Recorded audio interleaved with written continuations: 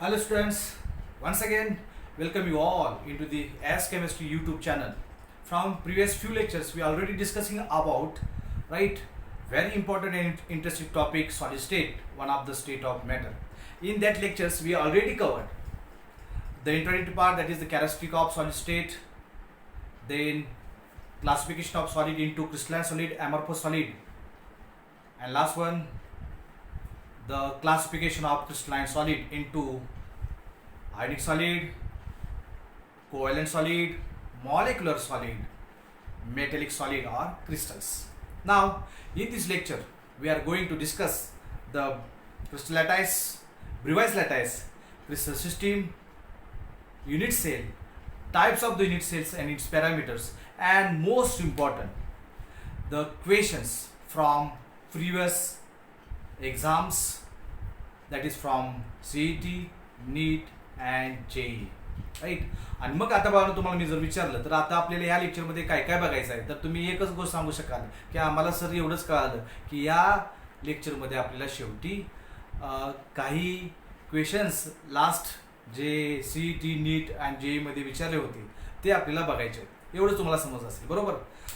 तर बाळांनो, आता हे जे पॉईंट्स आहेत हे पॉईंट समजण्यासाठी आपल्याला काय करावं लागेल, राईट. तर आपल्याला डे टू डे लाईफमधल्या ज्या गोष्टी घडतात त्याकडे थोडंसं लक्ष द्यावं लागेल.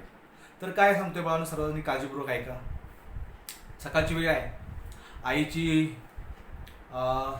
धडपड चालू आहे, आई स्वयंपाक करते, भात जवळपास शिजायला आलेला आहे आणि मग आईच्या लक्षात येतं की बाळांनो की त्या भातामध्ये मीठ टाकलेलं आहे का नाही. आता मीठ टाकलेलं आहे का नाही हे जर तुम्हाला माहीत नसेल तर तुम्ही त्याच्याऐवजी काय कराल, आई काय करेल तर तो पूर्ण भात खाऊन टाकेल, तर नाही. आई काय करेल, त्या भातामधलं एक शीत उचलेल, त्याची टेस्ट करेल आणि मग सांगू शकेल की त्या भातामध्ये मीठ आहे का नाही. याचा अर्थ एक मराठीमध्ये म्हण आहे, भाताची परीक्षा शीतावरून, बरोबर. तर बाळांनो, त्या भातामध्ये मीठ आहे का नाही हे जर आपल्याला टेस्ट करायचं असेल, चेक करायचं असेल, तर त्याच्या भातामधला एक शीत जर आपण उचललं आणि ते टेस्ट केलं तर ते शीत आपल्याला सांगून जाईल की त्या भातामध्ये मीठ आहे का नाही. आता त्या भाताच्या शीताला काय म्हणायचं, तर त्या भाताच्या शीताला म्हणायचं बाळांनो युनिट सेल. त्या भाताच्या शीताला काय म्हणायचं, युनिट सेल म्हणायचं. आणि त्या पूर्ण भाताला काय म्हणायचं, त्या पूर्ण भाताला म्हणायचं क्रिस्टल लॅटाइस किंवा स्पेस लॅटाइस. क्रिस्टल लॅटाइस किंवा काय म्हणायचं, स्पेस लॅटाइस म्हणायचं. क्रिस्टल लॅटाइस किंवा स्पेस लॅटाइस. अजून नाही समजलं, दुसरं एक्झाम्पल, दुसरा एक प्रश्न तुम्हाला विचारतो बघा की तुम्ही आता कुठं बसलाय, तर तुम्ही म्हणणार आम्ही आमच्या फ्लॅटमध्ये बसलोय, आमच्या रूममध्ये बसलोय. बरं ठीक आहे, तुम्ही तुमच्या फ्लॅटमध्ये बसलाय, तुमच्या रूममध्ये बसलाय, त्या फ्लॅटला, त्या रूमला काय म्हणायचं, युनिट सेल. आता मला सांगा, तुमचा फ्लॅट कुठं आहे, बिल्डिंग मध्ये. भाताचं शीत कुठं आहे, भातामध्ये. तुमचा फ्लॅट कुठं आहे, बिल्डिंग मध्ये. जर फ्लॅटला युनिट सेल म्हणायचं तर बिल्डिंगला काय म्हणायचं, क्रिस्टल लॅटाइस, स्पेस लॅटाइस म्हणायचं. क्रिस्टल लॅटाइस किंवा काय म्हणायचं, स्पेस लॅटाइस म्हणायचं. याचा अर्थ तुम्हाला आता कळेल बाळांनो की आपल्याला या लेक्चरमध्ये काय बघायचं आहे. तर बाळांनो, या लेक्चरमध्ये बघायचं आहे क्रिस्टल, राईट, म्हणजे बिल्डिंग. बिल्डिंग किती प्रकारचे आहेत त्याला म्हणायचं क्रिस्टल सिस्टीम. त्या बिल्डिंग मध्ये फ्लॅट कुठले कुठले असतात, 1 RK, 1 BHK, 2 BHK, 3 BHK, असे त्या बिल्डिंग मध्ये काय असू शकतात, फ्लॅट असू शकतात. म्हणजे काय असू शकतात, युनिट सेल असू शकतात. याचा अर्थ फ्लॅटचे प्रकार, फ्लॅट म्हणजे कोण, युनिट सेल. मग फ्लॅटचे प्रकार म्हणजे कोण, युनिट सेलचे प्रकार. मग कुठले कुठले असतात, 1 RK, 1 BHK, 2 BHK, 3 BHK, right. याचा अर्थ आपल्याला बिल्डिंग मधल्या फ्लॅटचा अभ्यास करायचा आहे. मग त्या फ्लॅटची लांबी, रुंदी, उंची किती आहे त्याचा आपल्याला अभ्यास करायचा आहे, राईट. म्हणजे या पूर्ण लेक्चरमध्ये बिल्डिंगचे प्रकार, त्या बिल्डिंग मधल्या फ्लॅटचे प्रकार आणि त्या फ्लॅटची लांबी, रुंदी आणि उंची आणि त्या भिंतीमधला अँगल किती आहे तो आपल्याला बघायचा आहे. Okay, angle between the edges म्हणूया आपण, ते आपल्याला बघायचे. म्हणजे याचा अर्थ आपल्याला हे लेक्चर पाहणं फार सोपं आहे. का सोपा आहे? कारण की तुम्ही ज्या खोलीमध्ये बसलाय त्या खोलीचा अभ्यास या लेक्चरमध्ये आपल्याला करायचा आहे. तर भावना आपण सुरुवात करूया. What is mean by crystal lattice? तर भावना क्रिस्टल म्हणजे भावना सॉलिड. तर सॉलिडची डेफिनेशन काय होती आपण बघितली होती. The regular arrangement of constituent particles. The regular arrangement of constituent particle. तर भावना तुमच्या समोर एक तुमची रूम थोडक्यात ही आहे आणि ही रूम कशापासून तयार झालेली आहे? हे जे आहेत ते पिलर्स आहेत, राईट. हे जे आहेत ते कोण आहेत? हे कॉन्स्टिट्युएंट पार्टिकल्स आहेत. मग ते कॉन्स्टिट्युएंट पार्टिकल्स कोण असतात? ॲटम्स, आयन्स किंवा मॉलिक्युल्स असतात. तर बाळांनो ही जी अरेंजमेंट आहे ह्या अरेंजमेंटला म्हणायचं क्रिस्टल लॅटाइस. आता लॉकडाऊनचा काळ आहे आणि लॉकडाऊनच्या काळामध्ये बरेच बिल्डिंगची कामं तशीच्या तशी पडलेली आहेत. जी बिल्डिंग भिंती नसलेली आहे म्हणजे आता काम चालू आहे, नुसते पिलर उभे केलेत, ते पिलर जे उभे केलेत म्हणजे ते असं दिसेल, बरोबर. आणि इथं जे असणार आहे ते काय, दोन पिलर आहेत ते एकामेकाला इथं छेदतात, तिथं काय असणार आहे? कॉन्स्टिट्युएंट पार्टिकल्स असणार आहे. आणि मग ही जी रचना आहे ती कसली झाली? नुसता एक डॉट म्हणजे 0 डायमेन्शन, एक कोणती पण लाईन म्हणजे ती 1 डायमेन्शनल असते. कोणतंही एक प्लेन म्हणजे बोर्ड हा 2 डायमेन्शनल असतो. हे पेज 2 डायमेन्शनल असतं, राईट. आणि हे किती डायमेन्शनल आहे? 3 डायमेन्शनल आहे. म्हणजे ह्या कॉन्स्टिट्युएंट पार्टिकलची जी अरेंजमेंट आहे ती अरेंजमेंट कशी आहे? रेग्युलर आहे. आणि ती रेग्युलर अरेंजमेंट किती डायमेन्शनल आहे? 3 डायमेन्शनल आहे. The 3 dimensional arrangement of this constituent particle in space is called as crystal lattice. Crystal lattice म्हणजे काय बाळांनो? बिल्डिंग, भिंती नसलेली थोडक्यात असं कन्सिडर करा. आणि मग त्याच्यामध्ये जे असणारे हे जे पार्टिकल्स आहेत या पार्टिकलची कसली अरेंजमेंट? 3 डायमेन्शनल. म्हणजे तुम्ही डेफिनेशन काय करणार? द रेग्युलर अरेंजमेंट ऑफ, कुणाची arrangement? The regular arrangement of constituent particles. मग त्याला इथं आता इथून पुढे आपण म्हणायचं पॉइंट, कारण की तो ऍटम असला, आयन असला आणि मॉलिक्युल असला काय तरी बाळांनो हा ऍटम पण म्हणायचा, आयन पण म्हणायचा आणि याला मॉलिक्युल सुद्धा म्हणायचा. मग तिघांना एकत्रितपणे काय म्हणत होतो आपण? Constituent particles. मग आता काय म्हणायचं? फक्त पॉइंट. म्हणजे कॉन्स्टिट्युएंट पार्टिकल्स म्हणजेच पॉइंट. मग कॉन्स्टिट्युएंट पार्टिकल कुठले कुठले असतात? Atoms, ions, molecules. म्हणजे कुणाची अरेंजमेंट? कॉन्स्टिट्युएंट पार्टिकलची. म्हणजे कुणाची? पॉइंटची. 3 डायमेन्शनल स्पेसमध्ये, 3 डायमेन्शनल स्पेसमध्ये त्याला काय म्हणतो आपण? Crystal lattice. मग डेफिनेशन काय झाली बाळा क्रिस्टल लॅटाइसची? क्रिस्टल लॅटाइसची डेफिनेशन काय झाली? The regular arrangement of constituent particles or points ब्रॅकेटमध्ये that is atoms, ions or molecules in 3 dimensional space. In 3 dimensional space is called as crystal lattice. What is mean crystal lattice? म्हणजे building. Crystal lattice म्हणजे building मध्ये असणारी रचना थोडक्यात. मग काय definition झाली बाळांनो? The regular arrangement of constituent particles points that is atoms, ions or molecules in 3 dimensional space. In 3 dimensional space is called as crystal lattice. Is called as काय बाळांनो? Crystal lattice. बरोबर आहे. आता तुम्हाला एक एक्झाम्पल दाखवतो बाळांनो. क्रिस्टल लॅटाइस कुठे आहे बघा. ही बिल्डिंग आहे. खारुताईचं इथं चित्र दिसते तुम्हाला बाळांनो. ही बिल्डिंग आहे, राईट. आणि ही बिल्डिंग म्हणजे क्रिस्टल लॅटाइस. आता ही क्रिस्टल लॅटाइस बिल्डिंग कशापासून बनते? फ्लॅट पासून. फ्लॅट कुठले कुठले असतात? 1 RK, 1 BHK, 2 BHK, 3 BHK. मग मला सांगा हा जर क्रिस्टल असेल म्हणजे ही जर बिल्डिंग असेल तर ही बिल्डिंग कशापासून बनणार? फ्लॅट पासून बनणार. हा जर क्रिस्टल असेल तर हा क्रिस्टल कशापासून बनतो? फ्लॅट. मग फ्लॅटला काय म्हणायचं? Unit cell. आता बघूया याच्यामध्ये युनिट सेल आहे का? याच्यामध्ये युनिट सेल आहे का बघूया. याच्यामध्ये तुम्ही बघाल हे मॅच बॉक्स आहे, राईट. मॅच बॉक्स आहे बाबा. आणि मग ह्या मॅच बॉक्स कशापासून तयार झालेला आहे? तर हे मॅच बॉक्स याच्यामध्ये काय आहेत? मॅच बॉक्सच आहेत, राईट. मग ह्या मॅच बॉक्स म्हणजे एक फ्लॅट बाहेर काढला. या फ्लॅटला काय म्हणायचं? युनिट सेल म्हणायचं. या मॅच बॉक्सला काय म्हणायचं? युनिट सेल म्हणायचं. ही जी मॅच बॉक्स आहे ही खरं युनिट सेल आहे. आणि ही युनिट सेल इथली आहे. Simple, body, face, end. ते नंतर आपण बघणार आहे. म्हणजे याला काय म्हणायचं? आर्थोरोम्बिक. ऍक्च्युली ही कुठली युनिट सेल आहे? आर्थोरोम्बिक युनिट सेल आहे. याचा अर्थ बाळांनो क्रिस्टल, हा क्रिस्टल कशापासून बनलेला आहे? स्मॉल पार्ट आणि हा स्मॉल पार्ट जर तुम्ही रिपीट करत गेला तर शेवटी 1 BHK फ्लॅट 1 BHK फ्लॅट सर्व बाजूने वाढवले की शेवटी काय तर होते, शेवटी तयार होते बिल्डिंग. आणि बिल्डिंग म्हणजे काय बघालो, बिल्डिंग म्हणजे क्रिस्टल लॅटाईस. आता आपल्याला बघायचे युनिट सेलची रेपिटेशन. त्या भातामधलं एक लहान शीत, ते शीत आपण उचललं तोंडात टाकलं की ते भातामध्ये मीठ आहे का नाही हे सांगतं. तुम्हाला नवीन फ्लॅट बघायचा आहे, बिल्डिंग मध्ये फ्लॅट तयार असतात, एक सॅम्पल फ्लॅट तयार करून ठेवलेला जातो. पूर्ण तुम्ही बिल्डिंग बघत बसत नाही, कारण की एकदा 1 BHK फ्लॅट बघितला आणि सर्व बिल्डिंग मधले 1 BHK फ्लॅट कसे असतात, एकसारखेच असतात. याचा अर्थ युनिट सेल म्हणजे काय, त्या क्रिस्टल लॅटाईस मधला लहानात लहान पोर्शन की जो पोर्शन आपण सर्व दिशेने वाढवत नेला की शेवटी बिल्डिंग, शेवटी क्रिस्टल तयार होतो. मग त्या स्मॉल पार्टला, त्या स्मॉल पोर्शनला राईट काय म्हणायचं, युनिट सेल म्हणायचं. भाताचं शीत एकदम लहान असतं, सर्व दिशेनं ते शीत वाढवत नेलं की काय तयार होतो, भात तयार होतो. याचा अर्थ त्या भाताच्या लहान शीताला काय म्हणायचं तर बाळांनो युनिट सेल म्हणायचं. आणि पूर्ण भाताला काय म्हणायचं, क्रिस्टल लॅटाईस म्हणायचं. भात हा कसा असतो, 3 डायमेन्शनल असतो आणि शीत सुद्धा कसं असतं, 3 डायमेन्शनलच असतं.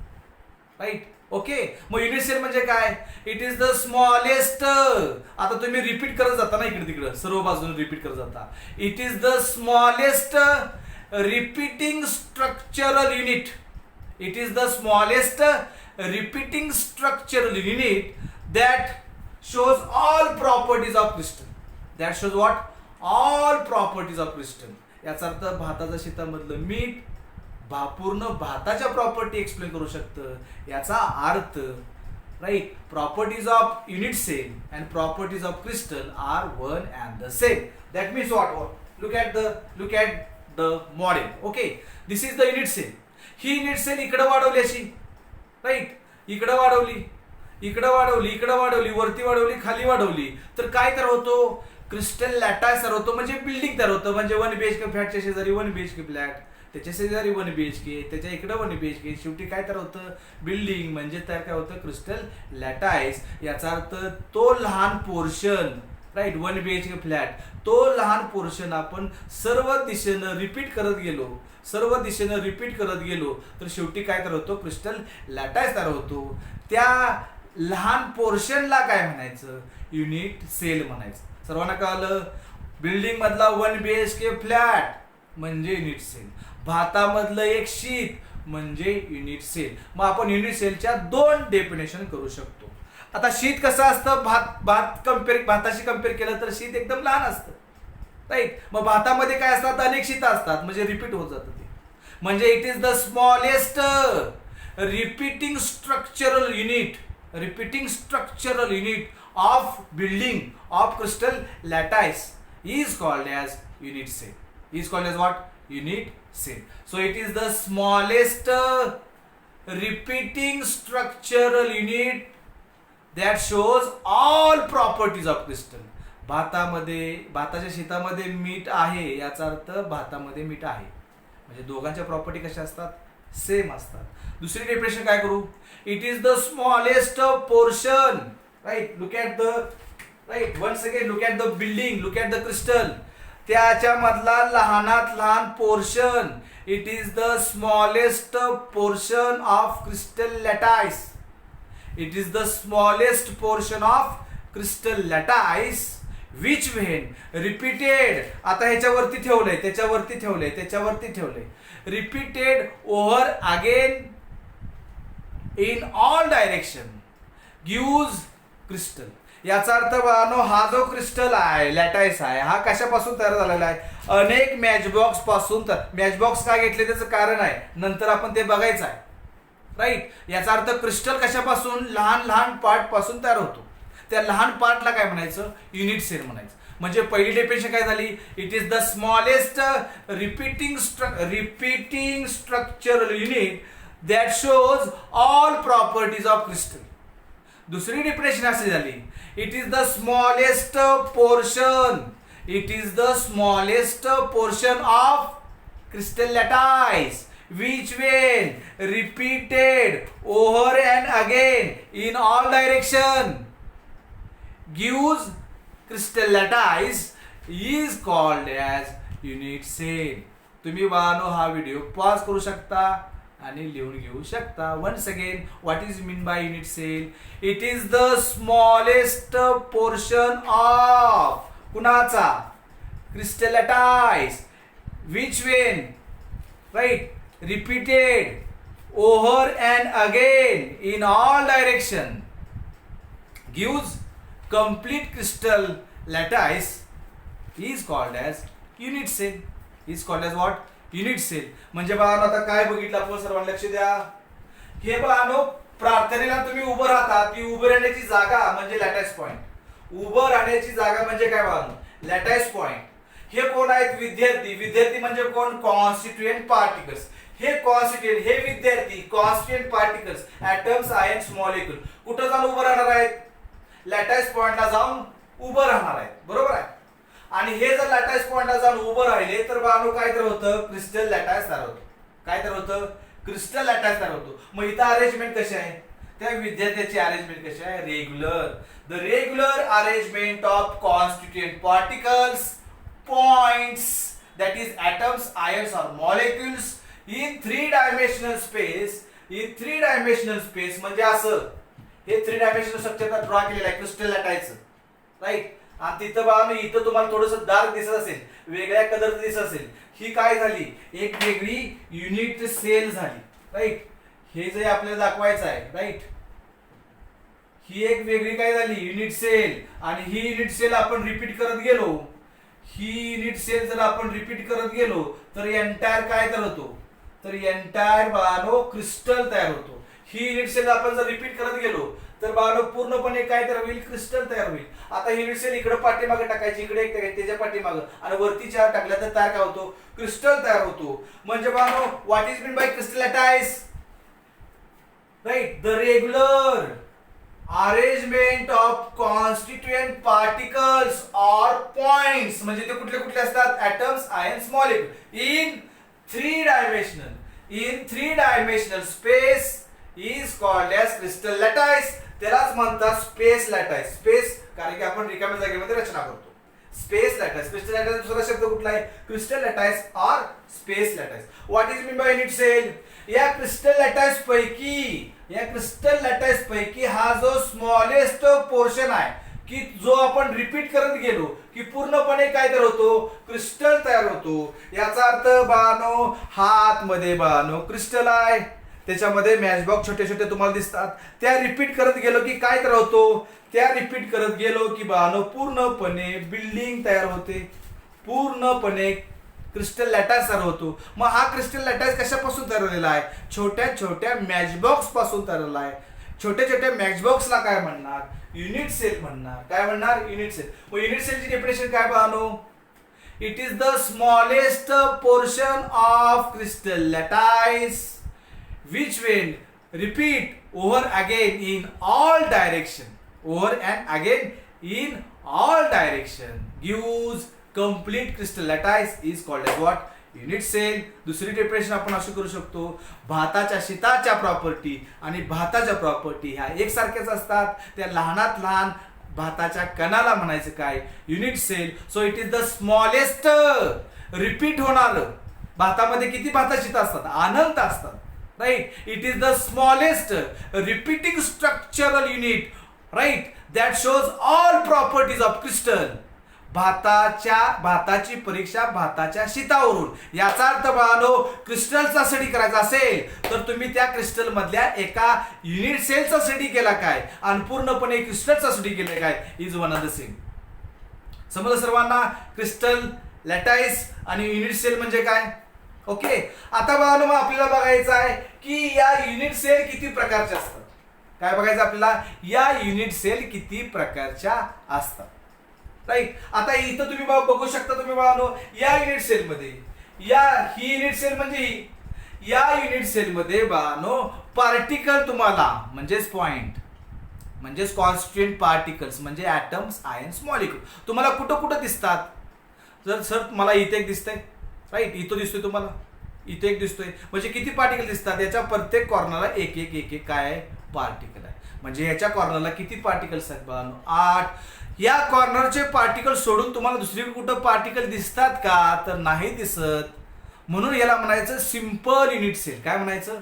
Simple unit cell. आता या सिंपल युनिट सेलला दुसरं एक नाव दिले, प्रिमिटिव्ह. आता प्रिमिटिव्ह मध्ये एक पहिले 3 लेटर आहेत, PRI म्हणजे प्रायमरी, इनिशियल म्हणजे सिंपल. थोडक्यात म्हणूया आपण प्रिमिटिव्ह म्हणजेच बाळांनो सिंपल युनिट सेल. याचा अर्थ सिंपल युनिट सेल मध्ये कॉन्स्टिट्यूएंट पार्टिकल फक्त कुठं असतात? फक्त कॉर्नरलाच असतात. सिंपल युनिट सेल कुणाला म्हणायचं? The unit cell in which the constituent particles are present at only corners.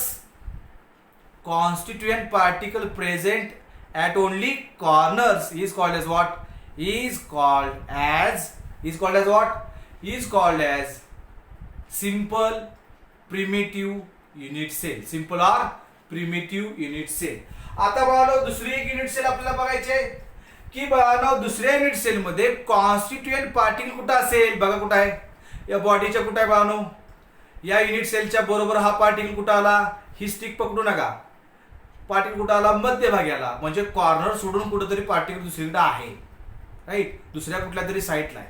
आता हा फेस आहे. याला किती फेस असतात बघा? टॉप, बॉटम, फ्रंट, बॅक आणि तुमचा राईट आणि हा लेफ्ट. म्हणजे किती फेस असतात? 6 फेस असतात. त्या 6 फेसच्या इथं सेंटरला ठेवता येऊ शकतो. म्हणजे पार्टिकल मी कुठं ठेवलेला आहे? फेसच्या मध्यभागी. इथं, इकडं, इथं, इथं, वरती आणि खाली या फेसच्या मध्यभागी सुद्धा ठेवता येतो. म्हणजे मध्यभागी ठेवता येतो कुठं? या बॉडीच्या मध्यभागी, या फेसच्या मध्यभागी ठेवता येतो. म्हणजे कॉर्नरला असू शकतात. फक्त कॉर्नर असतील तर काय म्हणायचं? सिंपल प्रिमिटिव्ह म्हणायचं. आणि बाळांनो कुणाच्या तरी मध्यभागी, इथं कुणाच्या तरी मध्यभागी, एजच्या मध्यभागी असेल, राईट, तर त्याला सेंटर्ड युनिट सेल म्हणायचं. काय म्हणायचं? सेंटर्ड युनिट सेल म्हणायचं. बघा युनिट सेल मध्ये पार्टिकल फक्त कॉर्नर असतील तर काय म्हणायचं? बोला बरं बाळांनो? सिंपल. मग त्याला काय म्हणायचं? दुसरं नाव काय आहे? प्रिमिटिव्ह. सिंपल किंवा प्रिमिटिव्ह. कॉर्नर सोडून कुठंतरी आहे, मध्यभागी आहे, फेसच्या सेंटरला आहे, मग काय म्हणायचं? नॉन प्रिमिटिव्ह म्हणायचं. प्रिमिटिव्हच्या विरुद्ध काय? नॉन प्रिमिटिव्ह किंवा म्हणतात सेंटर्ड. आता सेंटर काय म्हणायचं? कारण की कुणाच्या तरी सेंटरला आपण दुसरा पार्टिकल ठेवतो, कुणाच्या तरी सेंटर, म्हणून सेंटर्ड युनिट सेल. म्हणजे युनिट सेलचे प्रकार किती झाले? 2. सिंपल, दुसरं नाव सिंपलला काय? प्रिमिटिव्ह. आणि सेंटर्ड युनिट सेल. कसले युनिट सेल? सेंटर. मग सेंटरचं दुसरं नाव काय? Non primitive, right? Simple, primitive, दुसरं काय? सेंटर्ड. आणि प्रिमिटिव्हच्या विरुद्ध काय? Non primitive. आता सेंटर्ड काय म्हणायचं कळतंय तुम्हाला इथं, राईट? आता त्यातला कुठला आहे? Face centred. फेस सेंटर्ड म्हणजे काय बघा? कॉर्नरचे सोडून, कॉर्नरला तर पाहिजेतच, कॉर्नर शिवाय बाळांनो युनिट सेल होऊ शकत नाही. कॉर्नरला पार्टिकल असल्याशिवाय युनिट सेल होऊ शकत नाही, हे लक्षात घ्या तुम्ही. आता कॉर्नर सोडून अजून कुठं आहे? या फेसच्या सेंटरला, वरच्या फेसच्या सेंटरला, खालच्या फेसच्या सेंटरला, राईट फेसच्या सेंटरला, फ्रंट फेसच्या सेंटरला आणि बॅक फेसच्या सेंटरला. म्हणजे प्रत्येक फेसच्या सेंटरला जर पार्टिकल असेल तर त्याला म्हणायचं फेस सेंटर्ड युनिट सेल. काय म्हणायचं बाळांनो? Face centred unit cell. मग फेस सेंटर्ड युनिट सेल मध्ये काय म्हणायचं? इंग्लिशमध्ये तुम्ही कधी तो वापर असेल, use not only but also. Use काय? Not only but also. म्हणजे या डेफिनेशन मध्ये इथून पुढे काय वापरायचं आपण? Not only but also. एवढंच नाही, अजून एवढं करता येतं. म्हणजे फक्त कॉर्नरलाच नाहीत, अजून कुठेतरी पार्टिकल्स आहेत, असं आपल्याला नॉट ओनली बट ऑल्सो या डेफिनेशन मध्ये वापरायचं आहे. आता सेंटर युनिट सेल काय म्हणा, कुणाला म्हणायचं बाळांनो? किंवा नॉन प्रिमिटिव्ह युनिट सेल कुणाला म्हणायचं? कॉर्नरचे सोडून अजून कुठेतरी असतात, कॉर्नरचे पार्टिकल सोडून अजून कुठेतरी पार्टिकल असतात, अशा युनिट सेलला काय म्हणायचं? नॉन प्रिमिटिव्ह किंवा सेंटर्ड युनिट सेल. मग डेफिनेशन काय झाली बाळांनो? The unit cell in which particles are present not only at the corner but also some other position in unit cell is called as centered or primitive. Not only at the corner but also at other position is called as centered और non primitive unit cell. आता त्यातली बघायची आपल्याला कुठले कुठले बघायचे बाळांनो? Face centred, body centred, end centred, आणि एंडलाच काय म्हणतात, बेस सेंटर्ड युनिट सेल म्हणतात. आता बघूया आपण बाळांनो त्यातली फेस सेंटर्ड युनिट सेल. आता काय करायचं, हा जो फेस आहे त्या फेसच्या मध्यभागी इथं पार्टिकल असणार आहे, अर्धा आत असणार अर्धा बाहेर असणार, म्हणजे अर्धा या युनिट सेल मध्ये अर्धा बाहेरच्या युनिट सेल मध्ये असणार. कळलं? म्हणजे बाळांनो काय म्हणणार सांगा बरं, the unit cell face centred ना, फेसच्या मध्यभागी. The unit cell in which the constituent particles are present not only at the corner but also at the center of each face. प्रत्येक फेसच्या कुठं असणार आहे, मध्यभागी असणार आहे. परत एकदा डेफिनेशन बघूया बाळांनो. The unit cell in which the constituent particles are present not only at the corner, मग अजून कुठं दिसणार आलाय, not only at the corner but also at the centre of each face is called as, प्रत्येक फेसच्या मध्यभागी असतो म्हणून म्हणायचं याला फेस सेंटर्ड युनिट सेल. काय म्हणायचं, फेस सेंटर्ड युनिट्स. आता नाव दिले बानो body centred unit cell. Very simple, म्हणजे या युनिट सेलच्या कुठे ठेवायचा पार्टिकल, मध्यभागी. युनिट सेलच्या कुठे ठेवायचा, मध्यभागी. म्हणजे काय डिपेंड झाले सांगा बरं, very simple.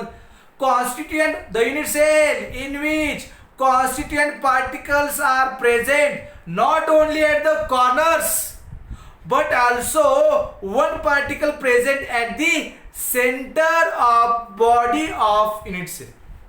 Center of body of unit cell म्हणजे बाउंड डिफरन्स, म्हणजे त्यामध्ये बॉडी सेंटर म्हटले ना, तर बॉडी हा शब्द यायला पाहिजे. काय शब्द यायला पाहिजे, बॉडीच्या मध्यभागी. बॉडीच्या मध्यभागी म्हणजे डेफिनेशन काय झाली, the unit cell in which particles are present not only at the corner but at the center of body of unit cell is called as center of body. एवढा शब्द त्याच्यामध्ये यायला पाहिजे.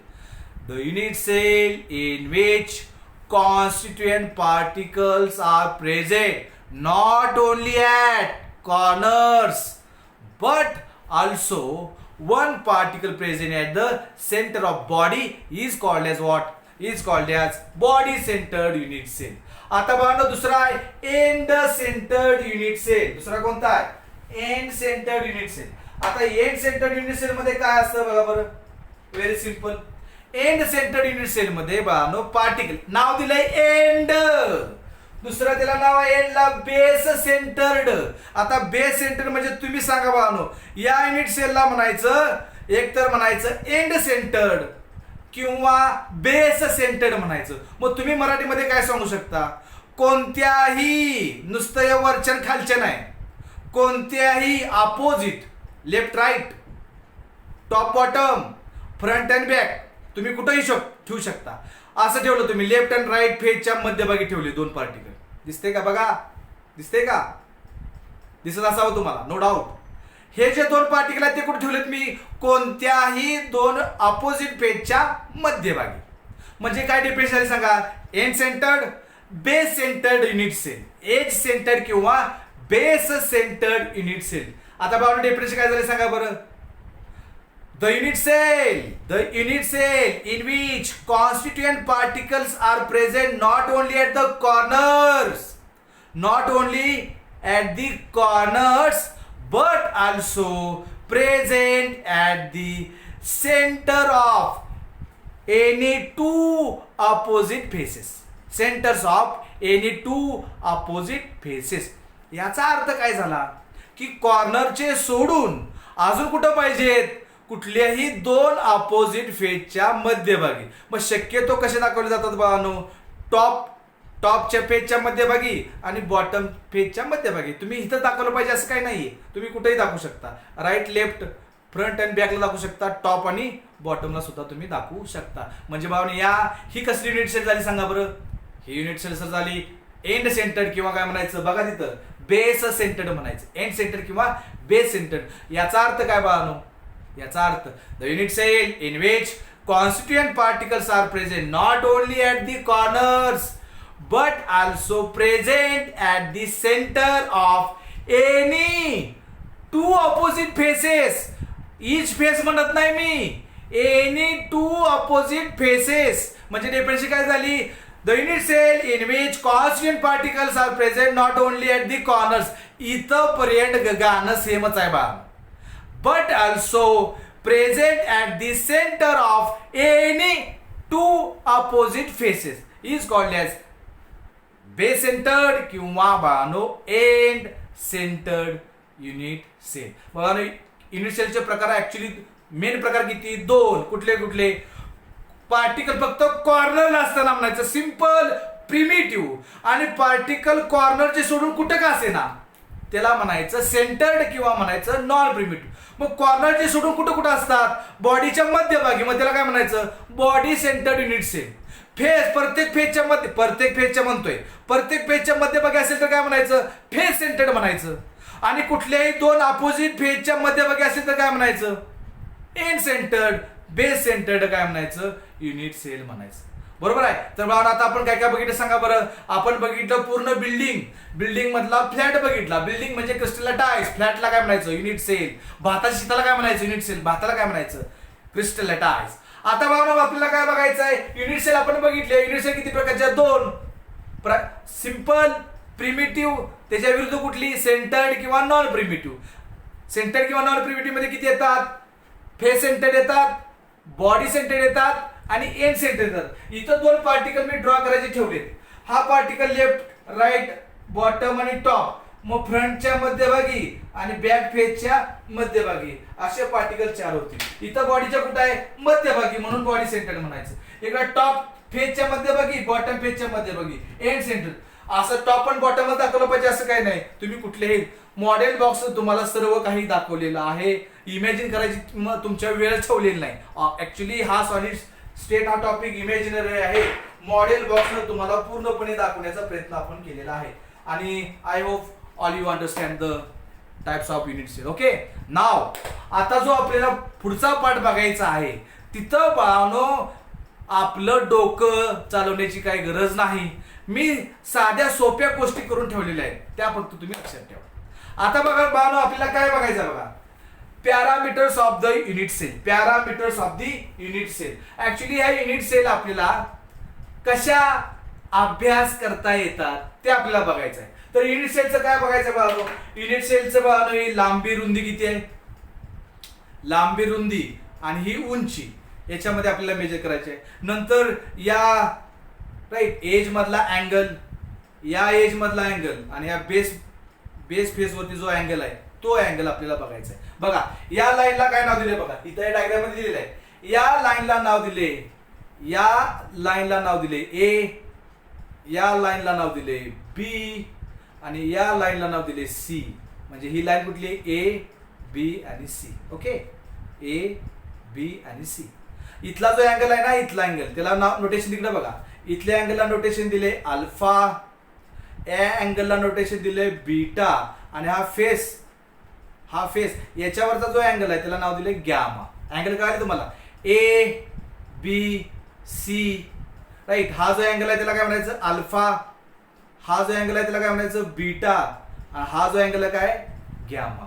याच्यावरून कळतं की आपल्याला बाळानो टोटल युनिट सेल किती प्रकारच्या होतात. राईट. टोटल युनिट सेल किती प्रकारचे होतात. आता आपल्याला बघायचं की बिल्डिंगचे प्रकार ऍक्च्युली किती असतात. बिल्डिंगचे प्रकार असतात बाळानो 7. बिल्डिंगचे प्रकार किती असतात? 7. आणि ते 7चे 7 प्रकार इथे तुम्हाला दिलेले आहेत. नाव फक्त तुम्हाला आता कळावी. बिल्डिंगचे प्रकार कुठले कुठले आहेत? क्युबिक बिल्डिंग असते, म्हणजे क्रिस्टल सिस्टीम. कुठली? क्रिस्टल सिस्टीम किंवा त्याला म्हणतात क्रिस्टल हॅबिटॅट. तर त्यातली पहिली कुठली आहे? क्युबिक आहे. दुसरी कुठली आहे? टेट्रागोनल. ऑर्थोरोम्बिकला नाव कुठलं आहे? Rhombic.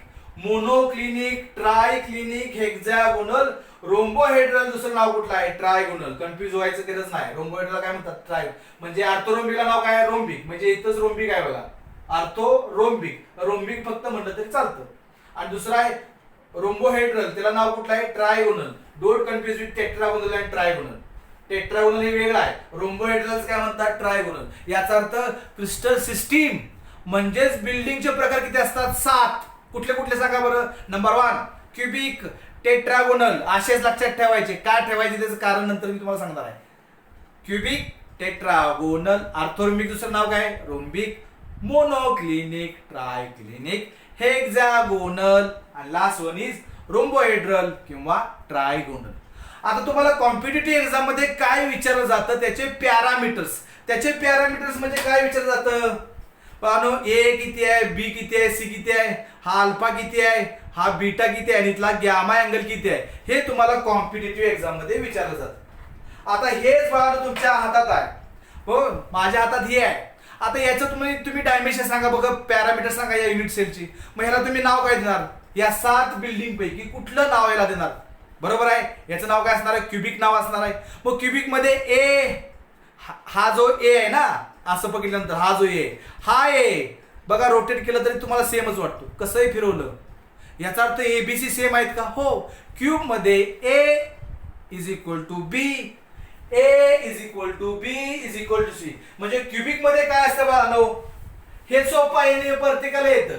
A is equal to B is equal to C, हे कधी बदलत नाही क्युबिक मध्ये.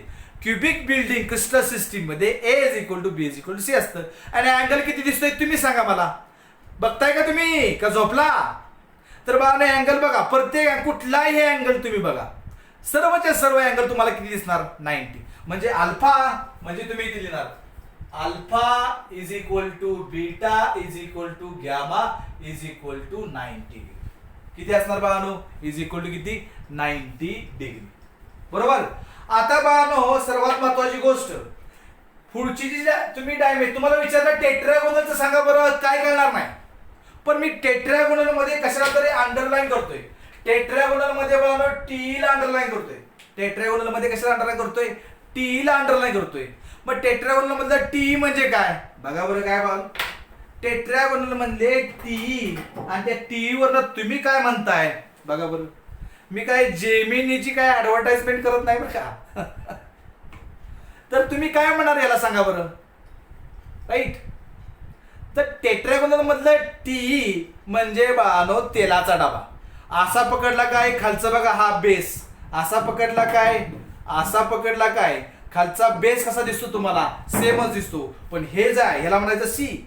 मग सी कसा असतो, वेगळा असतो, समजलं का. बेस कसा असतो सेम, म्हणजे ए आणि बी कसा असतं सेम, मात्र सी उंची कशी असते, वेगळी असते. याचा अर्थ तुम्हाला पाठ करायची गरज नाही. आणि अँगल कसे असतात, असे असतात. म्हणजे किती असणार अँगल, सोपा आहे, हा बरोबर आहे. किती अँगल असणार, 90. याचा अर्थ बाळानो टेट्रागोनल मधलं टी म्हणजे काय लिहायचं, तेलाचा डबा. काय लिहायचं, तेलाचा डबा. काय असणार सांगा बरं, A is equal to B but not equal to C. C थोडासा मोठा असतो. पण अँगल कसे असतात, alpha is equal to beta is equal to gamma is equal to 90 degree. Is equal to काय बाबांनो, 90 डिग्री. सोपा आहे. आणि आता पुढचा आहे, इथं अंडरलाईन ऑलरेडी केलेला आहे. कशाला अंडरलाईन केलंय, एमबी. ऑर्थोरोम्बिक मध्ये एमबी आणि रोम्बिक मध्ये सुद्धा एमबी. आता एमबी म्हणजे काय, मगाशी दाखवलं होतं की काय बघा, एमबी म्हणजे खारुताई. एमबी म्हणजे खारुताई का, एमबी म्हणजे मॅच बॉक्स. एमबी म्हणजे काय, मॅच बॉक्स. बघा हे ए आहे म्हणा, ए हे ए, हे बी सेम आहे का डिफरंट आहे बघा. ए बी सेम का डिफरंट दिसतंय की तुम्हाला. ए छोटा आहे, बी त्याच्यापेक्षा मोठा आहे. आणि हे बी आणि हे सी, बी पेक्षा सी कसा आहे, मोठा आहे. म्हणजे ए पेक्षा बी मोठा आहे आणि बी पेक्षा सी मोठा आहे. म्हणजे वेगवेगळे आहेत. म्हणजे मला काय लिहिता येईल, व्हेरी सिंपल. काय लिहिता येईल बाबा सांगा बरं, काय लिहिता येईल मला इथं, A is not equal to B is not equal to C असं लिहावं लागेल, बरोबर. आणि मग मला सांगा याच्यामधले जे अँगल्स आहेत ते अँगल कसे असणार बाळांनो, एक्झॅक्टली 90 असणार. सर्व अँगल मात्र 90 असणार. म्हणजे मला काय लिहावं लागेल बघा, alpha is equal to beta is equal to gamma is equal to 90. म्हणजे पहिल्या 3 मध्ये अँगल कसे असतात, पहिल्या 3 मध्ये अँगल मात्र सेमच असतात. पाठ करायची काय गरज नाही. ते शब्द विचारणार एक्झाम मध्ये, त्या शब्दामध्ये त्या लेटरला अंडरलाईन करायची आणि त्याच्यावर आपण काय गृहीत धरले त्याच्यानुसार ते तुम्ही लिहायचं. कॉम्पिटिटिव्ह एक्झाम मध्ये सुद्धा विचारतात मॅचबॉक्सची नो जॉमेट्री कुठली आहे, क्रिस्टल स्ट्रक्चर मॅचबॉक्सचं कुठलं आहे, what is the crystal structure of matchbox. मग मॅचबॉक्स मध्ये कशाला अंडरलाईन करणार, एम आणि बी. एम बी म्हणजे काय, ऑर्थोरोम्बिक किंवा रोम्बिक. Okay, very good. चला समजलं तुम्हाला. आता मोनोक्लिनिक, राईट, मोनोक्लिनिक. आता थोडंसं मी क्युबिक वरनं दुसऱ्या सांगतो. क्युबिक वरून दुसरं सांगतो. आता बघा सर्वांनी लक्ष द्या. हे जे व्हर्टिकल राईट एज आहे, एज म्हणायचं काय म्हणायचं, edge, angle between the edges, edge. ही व्हर्टिकल जी एज आहे, ही एज मी अशी जरा इकडे पुशअप केली तर हे बघा असं तिरकं होईल. बघा हे बेंड जास्त केलं तर मोडेल, तुटून जाईल. जास्त मी बेंड करणार नाही. असं जर बेंड केलं तर बघा ही जी एज ज्या अँगलने इकडे जाईल, ज्या अँगलने इकडे जाईल तेवढ्याच अँगलने ही एज इकडे जाईल. बरोबर आहे, तेवढ्याच अँगलने ही एज इकडे जाईल. याचा अर्थ हे जे मी असं केलं ना, ह्याला म्हणायचं बानो रोम्बोहेड्रल ट्रायगोनल. बघा हे काय झालं, हे काय क्युबिक, आणि असं प्रेस केलं की काय झालं, असं प्रेस केलं की काय झालं, रोम्बोहेड्रल झालं. मग मला सांगा ए बी सी, ए बी आणि सी कशा असतात.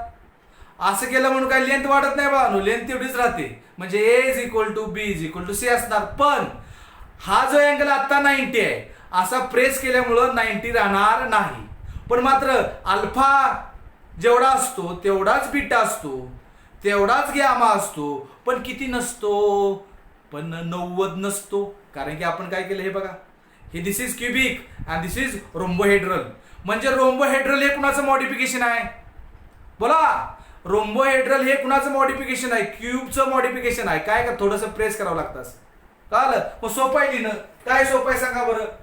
रोम्बोहेड्रल मध्ये काय लिहिणार, A is equal to B is equal to C. कुणासारखं लिहिणार, क्यूब, कारण की क्यूबचं मॉडिफिकेशन आहे रोम्बोहेड्रल. आणि मात्र अँगल किती असतात, अल्फा बीटा इथं 90 असतात. हे इक्वल असतं पण किती नसतात, 90 नसतात. Alpha is equal to beta is equal to gamma but not equal to 90. रोम्बोहेड्रलचं काय का, रोम्बोहेड्रल आलं ना, ट्रायगोनल आलं ना, ट्रायगोनल आणि टेट्रागोनल मध्ये कन्फ्युजन नाही पाहिजे, लक्षात ठेवा. ओके. मग मला सांगा बघा, रोम्बोहेड्रल हे कुणाचं मॉडिफिकेशन आहे, क्युबिकचं. Right, this is the cube and this is what. आणि बाबा हे बेंड झालेलं स्ट्रक्चर कुठलं आहे, रोम्बोहेड्रल आहे. लेंथ कशा असणार, A B C equal, angle पण इक्वल, पण अशा वेळेला किती असतात 90. मग ते क्यूब झालं. आणि असं जर मी प्रेस केलं तर ते काय झालं बानो, अँगल 90 राहत नाही, कमी होतो थोडाफार. ओके. पण मात्र तिन्ही अँगल इक्वल असतात पण 90 नसतात. ओके, समजलं तुम्हाला. Very good, very good. आता बानो तीनच राहिलेत, मोनोक्लिनिक, ट्रायक्लिनिक आणि हेक्सागोनल. आता बाबा इथं सांगा, ऑर्थोरोम्बिकला A is not equal to B is not equal to C. इथून या तिघांच्यासाठी काय लिहायचं आहे बघा, या दोघांसाठी A is not equal to B is not equal to C, A is not equal to C, B not equal to C. हे सोपं आहे. आता या मोनोक्लिनिक वरून लक्षात ठेवा, राईट. बाकीची तुम्हाला समजतात त्यांच्या नावावरूनच. मोनोक्लिनिक हे लक्षात कसं ठेवायचं, मोनो म्हणजे काय सांगा बरं मॅडम. हा, मोनो म्हणजे काय, मोनो म्हणजे सिंगल, मोनो म्हणजे एक. आता एक काय वेगळं, A is not equal to B, B is not equal to C, ते तर झालंच आहे, राईट. पण अँगल मला लिहायचे आहेत मोनोक्लिनिकचे. A is not equal to B is not equal to C, angle मला लिहायचे आहेत मोनोक्लिनिकचे. आता हे अँगल मला कसे लिहायचे सांगा बरं. मोनो म्हणजे एक, सिंगल एक अँगल वेगळा. मग जनरली अँगल कुठले असतात 90. मग कुठला अँगल वेगळा, बीटा. कुठला अँगल वेगळा, बीटा. मी अगोदर लिहितो, बीटा कसा नसतो, beta is not equal to 90 degree. Beta is not equal to 90 degree. Mono लक्षात आलेला म्हणजे मोनो म्हणजे सिंगल, एक अँगल वेगळा. कोणता अँगल वेगळा, बीटा अँगल वेगळा. कोणता अँगल वेगळा, बीटा अँगल वेगळा. ओके. मग बानो काय लिहायचं सांगा, ट्रायक्लिनिकला लिहून टाकलं मी. ते लिहायला पाहिजे होतं कुठं, ते लिहायला पाहिजे वरती. Beta is not equal to 90 degree, alpha is equal to gamma is equal to 90 degree. Monoclinic साठी काय रे, अल्फा गॅमा 90 डिग्री बरोबर आहे, पण beta is not equal to 90. समजलं का. ओके. मोनो म्हणजे काय, सिंगल, सिंगल म्हणजे काय एक, आणि एक म्हणजे काय बीटा, एक बीटा अँगल वेगळा, बीटा अँगल वेगळा असतो, 90 नसतो. Alpha gamma 90 degree. A is not equal to B is not equal to C, ते असणारच आहे, नो डाऊट. मधले एक लक्षात ठेवा. आता ट्रायक्लिनिक, टी आर याचा अर्थ सांगा. टी आर चा अर्थ काय, पण ट्रायचा अर्थ काय, तीन. याचा अर्थ तिन्हीच्या तिन्ही वेगळं. ट्राय याचा अर्थ तिन्हीच्या तिन्ही वेगळं. ट्राय याचा अर्थ तिन्हीच्या तिन्ही वेगळं. मग काय लिहावं लागेल सांगा? ट्रायचा अर्थ काय बाबांनो? तिन्हीच्या तिन्ही वेगळं म्हणजे काय? Alpha is not equal to beta is not equal to gamma is not equal to 90. Alpha is not equal to beta is not equal to gamma is not equal to 90. तिन्ही पण एकसारखे नसतात आणि 90 पण नसतात.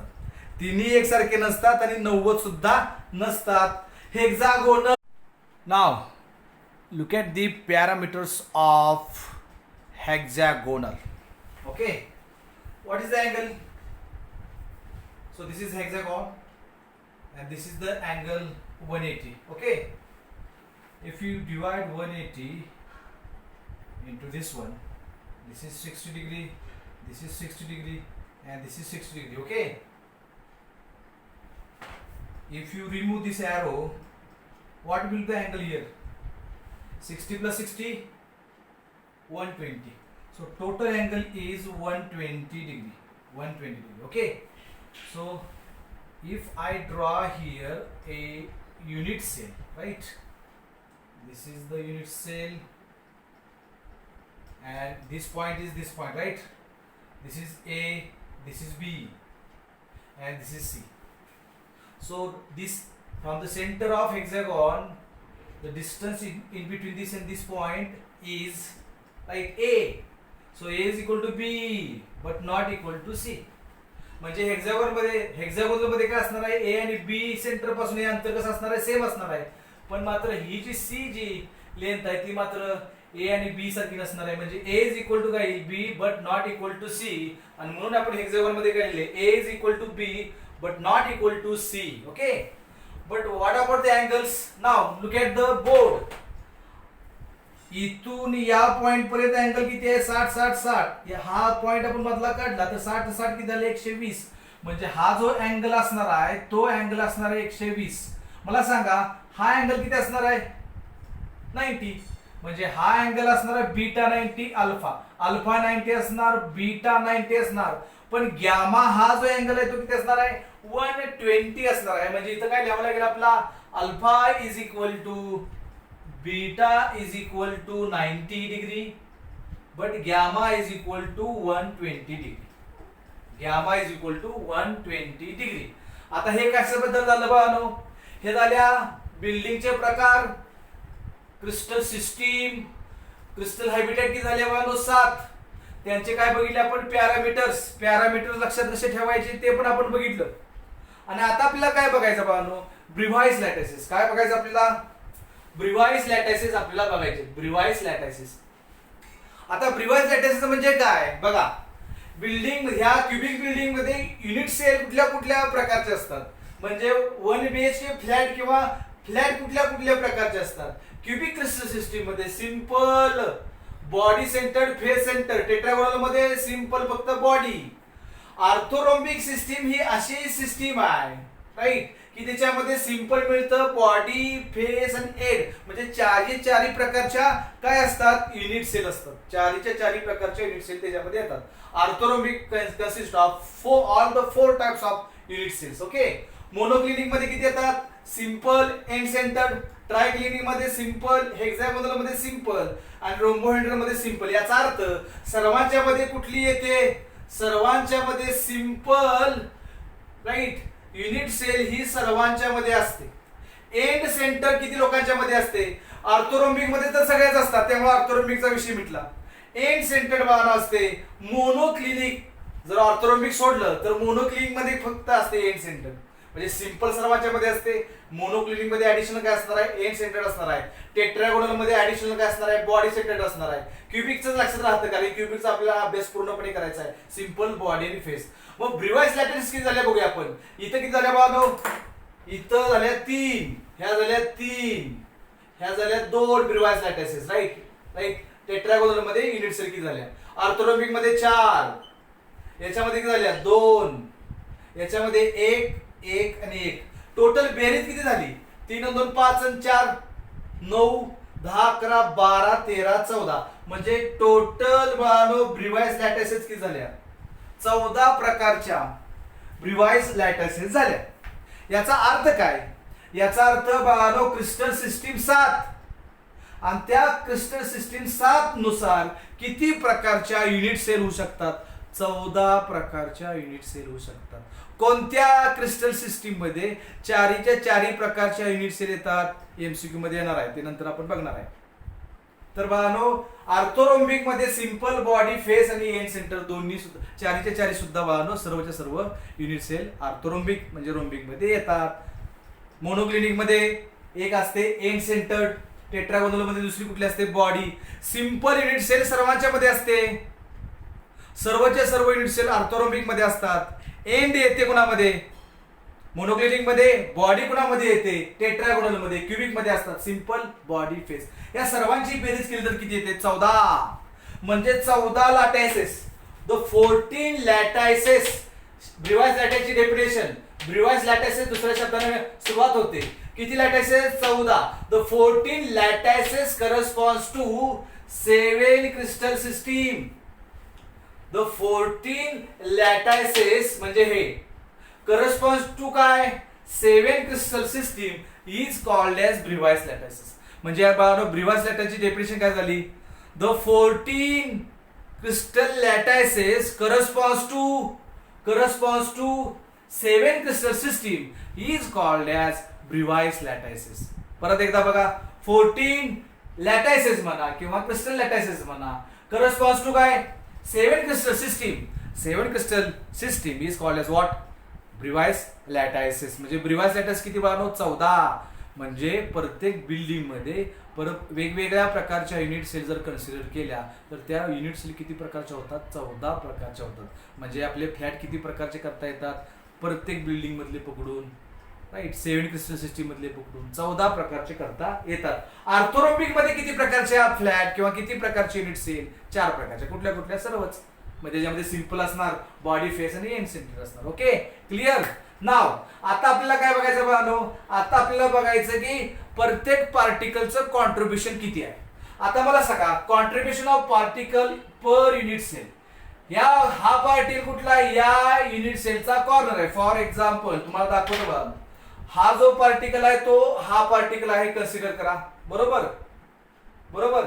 हा पार्टिकल किती unit cell मध्ये डिवाइड होतो? बघा बरं, किती युनिट सेल मध्ये डिवाइड होतो? तर तो पार्टिकल बघा, हा पार्टिकल या युनिट सेल मध्ये जाणार, पाठीमागच्या युनिट सेल मध्ये जाणार, त्याच्या पाठीमागच्या युनिट सेल मध्ये जाणार, याच्या वरच्या 4 युनिट सेल मध्ये जाणार. म्हणजे हा कॉर्नरचा पार्टिकल किती युनिट सेल मध्ये डिवाइड होतो? बघा, ही एक युनिट सेल आहे, दुसरी, राईट, ही तिसरी, ही चौथी युनिट सेल, ही 5वी, ही 6वी, ओके, आणि ही 7वी, आणि ही 8वी. हा जो कॉर्नरचा पार्टिकल आहे तो किती युनिट सेल मध्ये डिवाइड होतो? तर तो 8 युनिट सेल मध्ये डिवाइड होतो. म्हणजे आपल्याला काय करता येईल? तर आपल्याला काढता येईल contribution of particle per unit cell.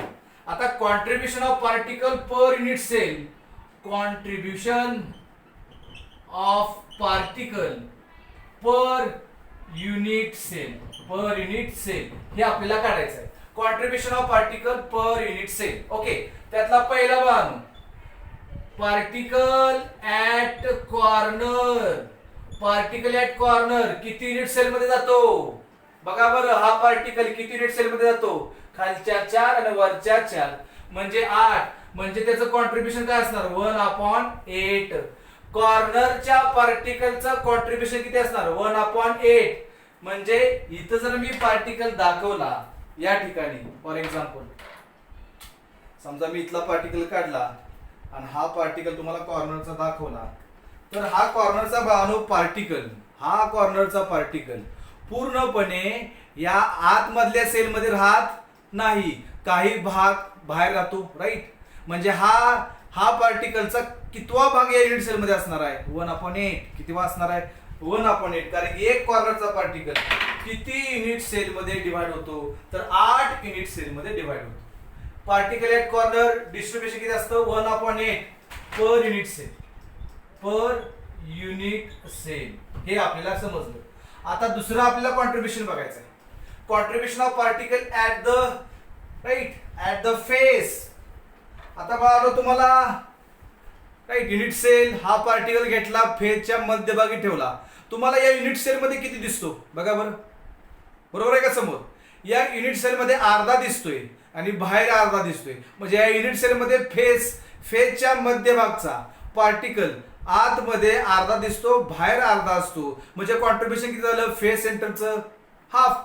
So contribution of particle at phase centre, particle at phase centre contribution किती असणार आहे? Particle at phase centre contribution असणार आहे बाळांनो, किती असणार आहे? 1/2. थर्ड पॉइंट, आता पार्टिकल कुठे ठेवायचं sir? Particle at the centre of the body. बघा की हा पूर्णपणे पार्टिकल बॉडीच्या मध्यभागी ठेवला. याचा अर्थ हा पार्टिकल पूर्णपणे एकाच युनिट सेल मध्ये राहतो, तो बाहेरच्या युनिट सेल मध्ये काय जात नाही. म्हणजे particle at the centre of the body त्याचं कॉन्ट्रीब्युशन किती असतं? पूर्णपणे असतं. फेज सेंटरला किती असतो? अर्धा. सिंपल. म्हणजे right, particle at body centred त्याचं कॉन्ट्रीब्युशन किती असणार आहे? 1. म्हणजे कॉर्नरचं कॉन्ट्रीब्युशन 1/8, फेस सेंटरचं कॉन्ट्रीब्युशन हाफ आणि बॉडी सेंटरचं कॉन्ट्रीब्युशन किती असणार आहे? 1 असणार आहे. किती असणार आहे? 1.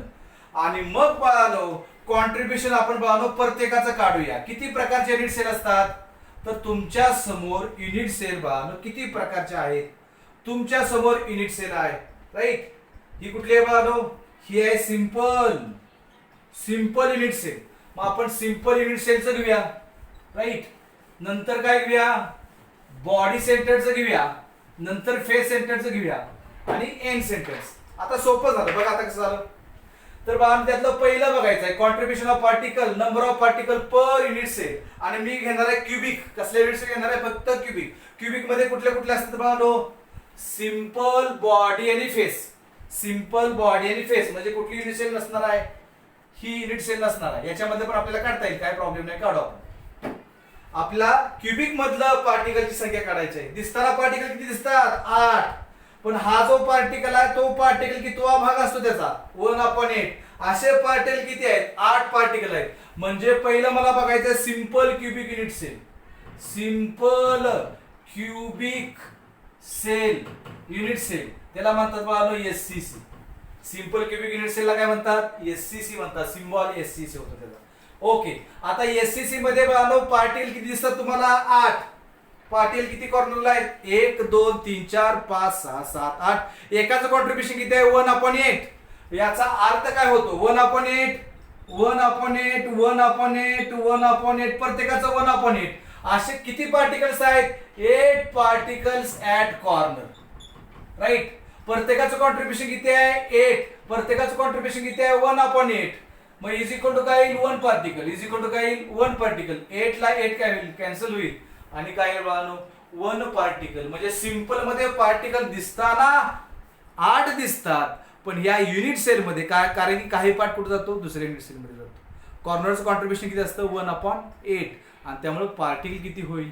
सिंपल मध्ये पार्टिकल 1. म्हणजे कॉर्नरला कोण का असेना, खोचरे सर कॉर्नरला उभे राहिले. याचा अर्थ खोचरे सरांचं युनिट सेल मध्ये कॉन्ट्रीब्युशन किती आहे? 8 खोचरे सर कॉर्नरला. पण एका युनिट सेल मध्ये खोचरे सर किती आहेत? 1च आहे. Okay, simple. आता कुठलं बघायचं आपल्याला? Face centre. कुठलं बघायचं आहे? Face centre. आपल्याला बघायचं आहे फेस सेंटर. फेस सेंटरचं आपल्याला बघायचं आहे. ओके, फेस सेंटरचं बघूया चला. आता face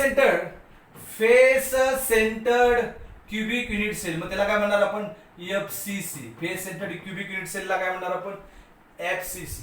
simple cubic unit cell, face centred cubic unit cell. आता फेस सेंटर मध्ये काय असणार? प्रत्येक फेजच्या काय असणार?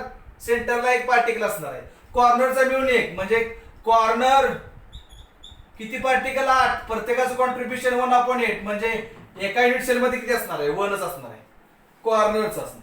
आता फेस सेंटरला पार्टिकल किती असतात? 6. फेस सेंटरला पार्टिकल 6 कसे काय बघा बरं. बघा, फेसच्या सेंटरला तुमचा राईटचा हा फेस, लेफ्टचा face, bottom, top, front and back. आता मला सांगा फेसला कॉन्ट्रीब्युशन किती असतं? अर्धा आत असतो, अर्धा बाहेर असतो. अर्धा आत, अर्धा बाहेर. ओके. आणि मग अशा पार्टिकल किती आहेत? 6. त्याचं कॉन्ट्रीब्युशन किती असतं? अर्धा. म्हणजे उत्तर किती येणार? राईट. बे के बे बे तिथे 6 म्हणजे उत्तर काय येणार 3.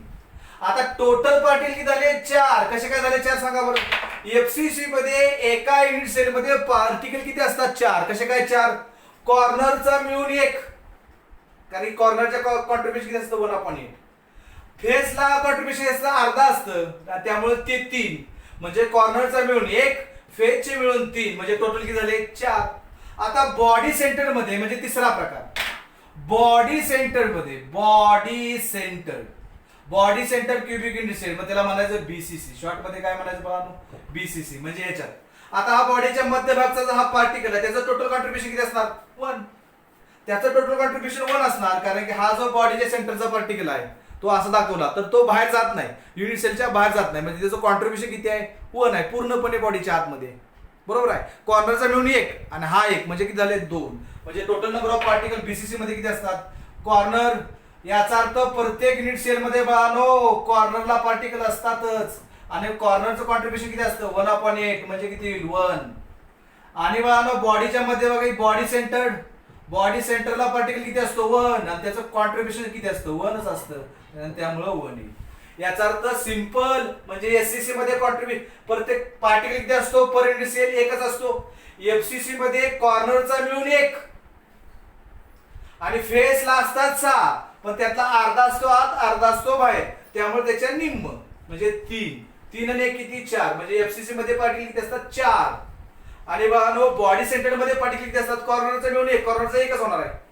आणि बॉडी सेंटरचा पार्टिकल 1, त्याचं कॉन्ट्रीब्युशन 1 असणार, मग 1 आणि 1 किती 2 म्हणजे याच्यामध्ये 2. म्हणजे तुम्हाला काय कळालं contribution of particle per cubic unit cell. याचा अर्थ शॉर्ट मध्ये तुम्हाला कळालं. शॉर्ट मध्ये काय बघा एससीसी मध्ये पार्टिकल 1 असतो फक्त कॉर्नरला. एफसीसी मध्ये पार्टिकल किती असतात टोटल 4, कॉर्नरचा मिळून 1 आणि फेसचे मिळून 3.